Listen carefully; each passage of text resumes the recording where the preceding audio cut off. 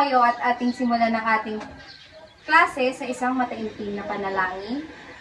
Lovely, pwede mo bang pangunahan ang panalangin?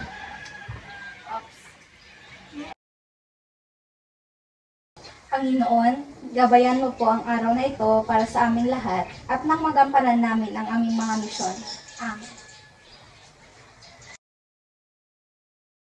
Magandang umaga, class. Kamusta naman ang inyong araw? Nasa maayos ba kayong kalagayan? Yes, Bili. Kamustahin niyo naman ang inyong katabi. Huwag kalimutang ngumiti dahil ang pagngiti ay nakakadagdag sa ating kagandahan at kagapuhan. Bago kayo umupo, pagmasdan niyo muna ang inyong paligid kung ito ba ay malinis at kaaya-aya. Maaaring pulutin ang mga balat kung mayroon man. Kung wala, ay maaari na kayong umupo. Mayroon bang lumiban sa klase? Wala po, Ma'am. Nagagalak akong malaman na walang liban sa klase. Bago tayo magsimula sa ating aralin, ano nga ba ang ating napag-aralan noong nakaraan? Lovely.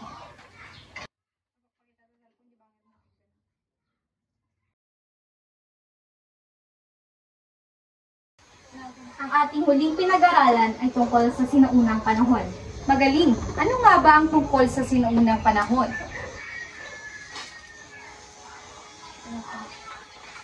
Ito ay tungkol sa Paleolitiko, Neolitiko at Metal. Ano nga ba ang pinagkaiba nito?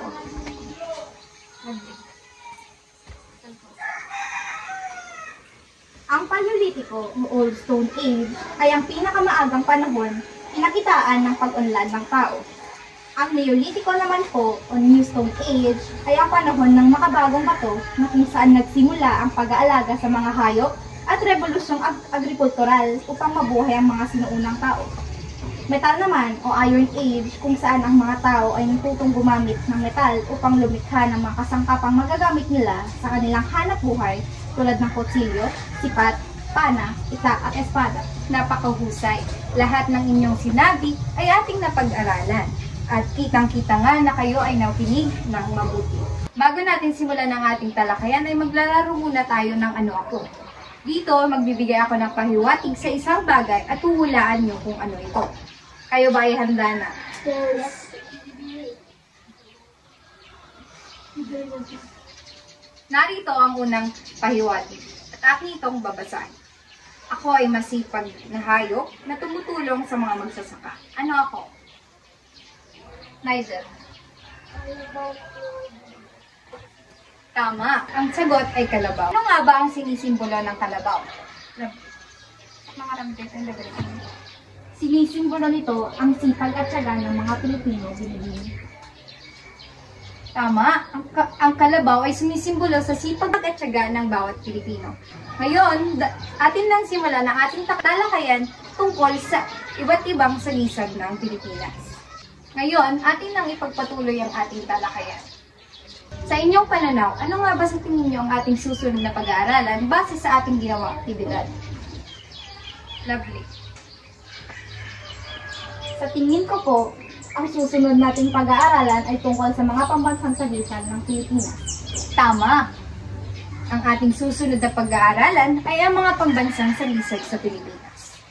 Dumako na tayo sa ating talakayan upang mas maliwanagan pa tayo kung ano nga ba ang sinisimbolo ng bawat sagisag sa ating bansa. Next. Kung naririnig nyo ang salitang sagisag, ano ang unang pumapasok sa inyong mga isip?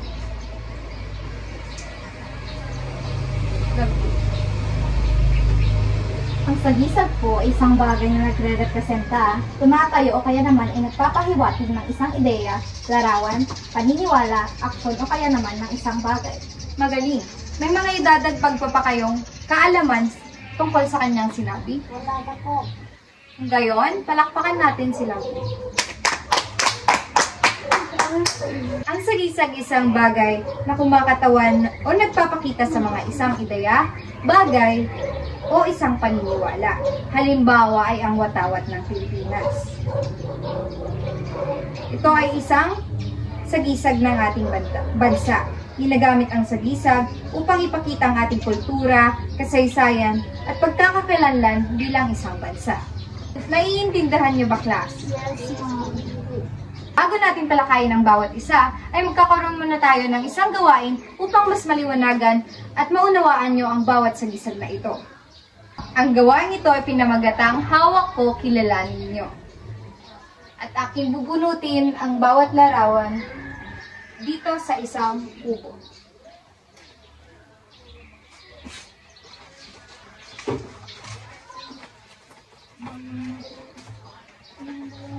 Narito ang unang larawan. Ano sa tingin niyo ang aking hawak? Nigel?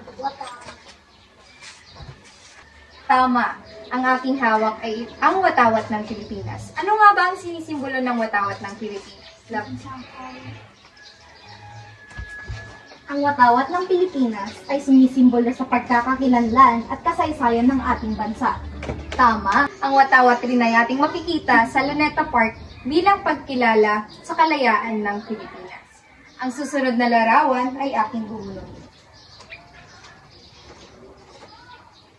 Ano ang aking hawak? Cheska. Bansang awit. Ay, tulong. Nigel. Ito ay ang lupang hinira. Sino sa tingin nyo ang lumikha sa himig ng lupang hinira? Dapo. Ang himig nito ay nilikha noong 1898 ni Julian Felipe at ang liriko ay kinuha mula sa Tulang Kastila na Pilipinas na isinulat ni Jose Palma noong 1899 binibini. Tama. Ito ay ating inaawit sa kada programa o aktibidad dito sa Pilipinas. At inyong tatandaan, ang sumulat ay si Palma. Ano ba ang English ng palad? Ito ay palm. So, pag iniisip nyo kung sino ang sumulat ng lupang hinira, alalahin nyo ang palm o si Palma. Ngayon, ibubunot ulit ako ng isang larawan.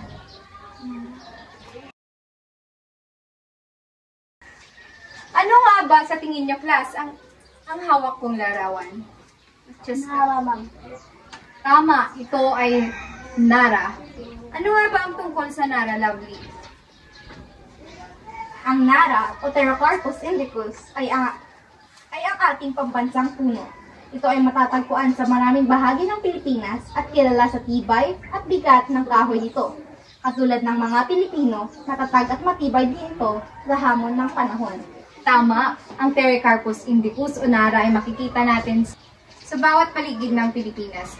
Ang ganda ng mga bulaklak nito at ito ay pinagbabawal na putulin dahil kaunti na lamang ang Nara sa Pilipinas. Sa susunod, ano ang hawak kong larawan? Nigel. Lovely?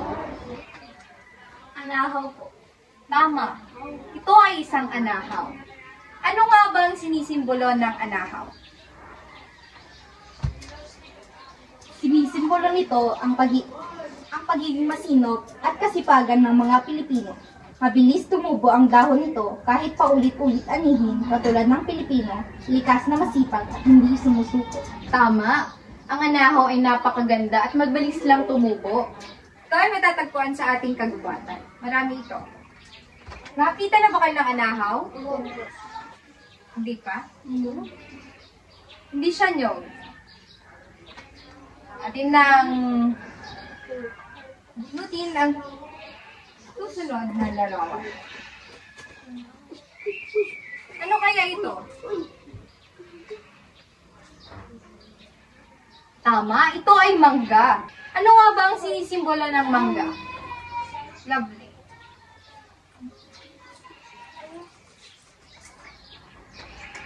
Mahilig tayong mga Pilipino sa mangga, mapaasim o matamis, at madalas itong sangkap sa ating mga pagkain o panghimagas. Tama, ang mangga din ay ginagamit sa panigang o sa ating pang-araw-araw na pagkain dahil ito ay matamis at ang iba naman ay maasim. Ngunit, saan sa tingin nyo saang banda sa Pilipinas ang may pinakamaraming mangga at ito ang kanilang pangunahing produkto?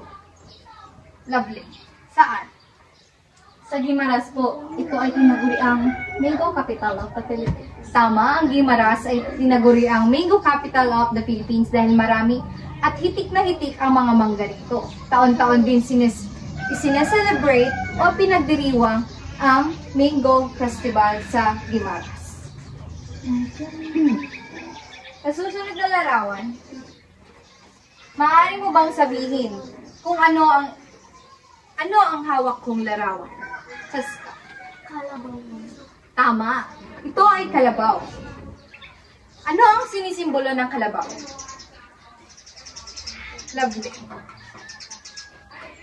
Sinisimbolo nito ang kasipagan, lakas, at tiyaga ng mga Pilipino. Tama. Ang kalabaw ay sumisimbolo sa kasipagan at tiyaga ng mga Pilipino, lalo na sa mga magsasaka. Dahil ito ay ginagamit sa pansasaka at ginagamit itong pang-araraw sa mga hananim. Ano sa tingin nyo, class, ang hawak kong larawan? Nigel? Bangus. Ano ang paborito nyong luto sa bangus? Chaska. Sinigang. Tunay ang napakasarap ang sinigang na bangus. Ngunit, ano nga ba ang sinisimbolo ng bangus? Lovely. Ang bangus ay ang ating pambansang isda. Kahit matini, masarap at masustansya ito. Ganyan din ang Pilipino. Kahit maraming pagsubok, patuloy pa rin lumalaban. Napakahusay. Atin lang dumako ulit sa isang laraw.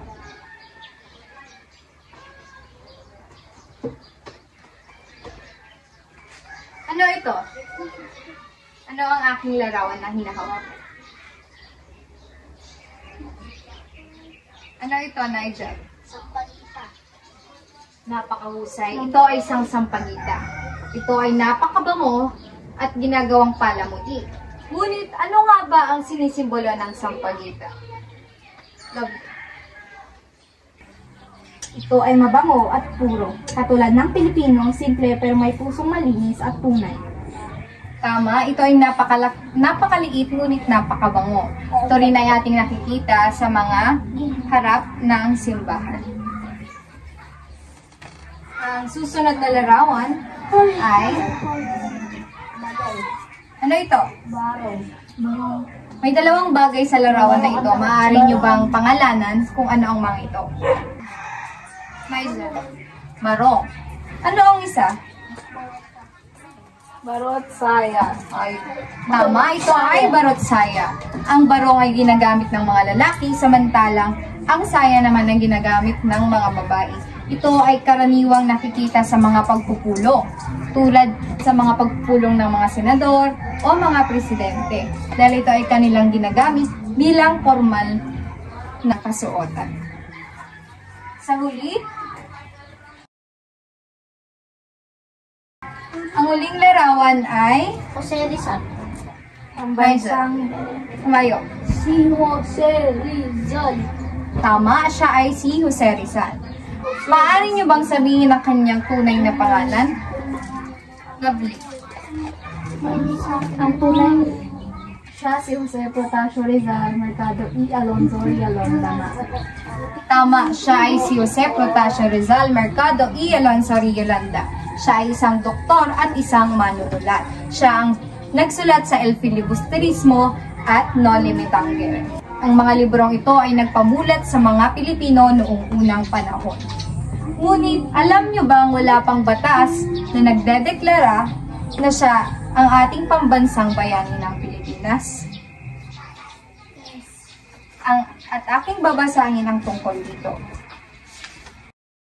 Ayon kay Teodoro Atienza mula sa National Historical Commission of the Philippines NHCP at sa historiador na si Ambeto Campo, wala pang opisyal na deklarasyon, batas o executive order na nagtatalaga ng sinumang Pilipinong bayani bilang opisyal na pambansang bayani. Gayunpaman, may mga batas at proklamasyon na nagbibigay pugay sa mga bayaning Pilipino. Halimbawa, ang Rizal Law, ang pangunahing isinulong ni Claro M. Recto. ang naglalayong ipagdiwang at ipalaganap ang mga aral at kontribusyon ni Jose Rizal sa ating bansa.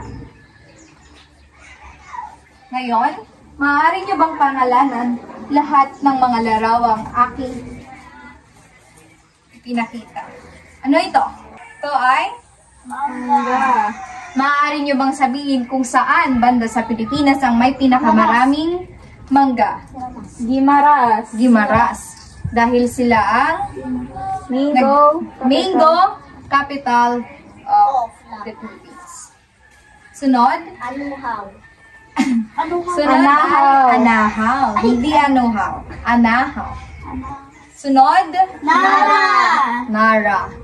Ang Nara ay pinagbabawal putulin kung walang permit. Lupang hinirang. Ito ay ating Pambansang awit. pambansang awit. At ito ang lupang hinirang. Saan natin ito kinakanta? Sa school. School. Sa flag ceremony. Ito ay Watawat ng Pilipinas. watawat ng Pilipinas na sumisimbolo sa ating pagkakakilanlan. Wait lang, ito pa. Barong.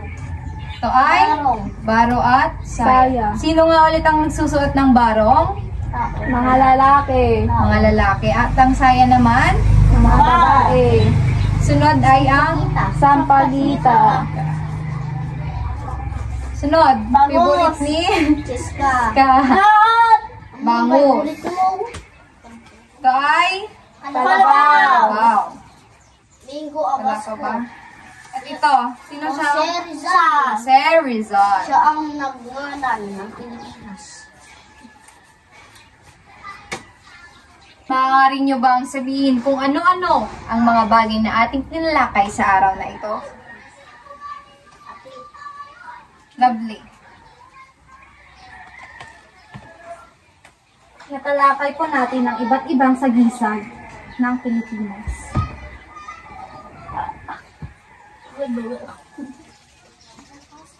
May idadagdag ka pa ba? Lovely. Ang watawat ng Pilipinas ay sagisag ng kalayaan at pagkakaisa. Ang lupang hinirang ay ang pambansang awit na nagpapahayag ng pagmamahal sa bayan at si Jose Rizal ay kinikilala bilang isang dakilang bayani kahit walang patas na opisyal na nagtalaga sa kanya bilang iisang pambansang bayani. Mahusay.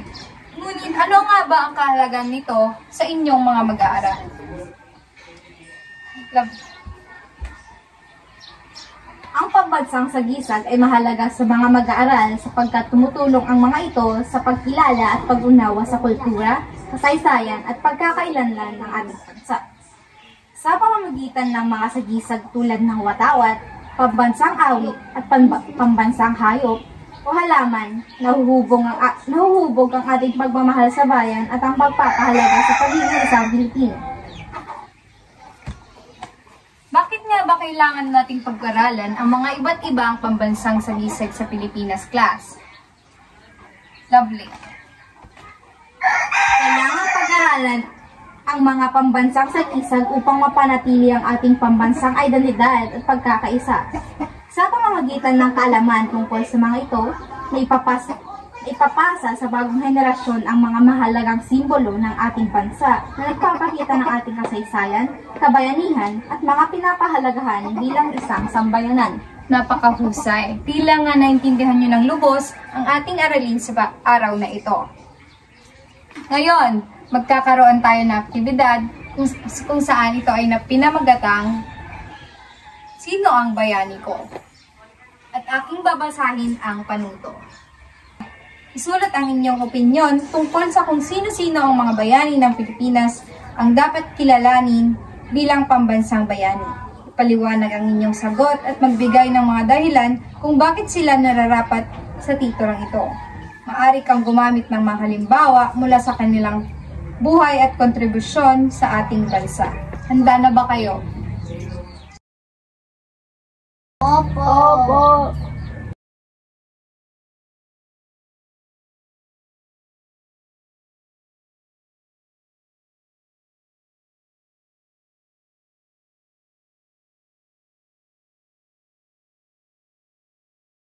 Para sa inyong takdang aralin, kayo ay inaatasan kong gumawa ng isang scrapbook.